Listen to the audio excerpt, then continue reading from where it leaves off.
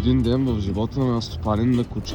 Тази сутрин с Тори сме навън от 7:30, тъй като отрано започна да обикаля вкъщи нервно. Понеже не е достатъчно, че навън е -2, се усеща като -10, сутринта намерих възглавницата на Тори напикана. Едно от най-трудните неща обаче до ден днешен се оказва е това да си намерим правилното място, където да си свършим сутрешните нужди. Да се призная, дори понякога отнема дразнещо дълго време.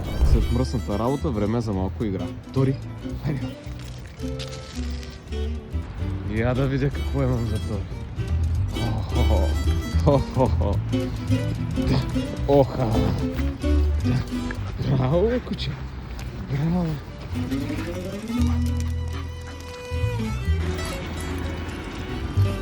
Разходките ни често завършват така. Докато аз спортувам, Тори чака.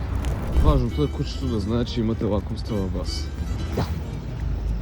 Браво на кучето! И понеже с Тори обичаме движението, всяка наша разходка завършва с стълби. Едно много важно правило, което прилагам от самото начало. Първо аз влизам вкъщи, после Тори. Айде, Тори! И после директно в банята. И разбира се, накрая идва време за храната, когато той се чака така търпеливо.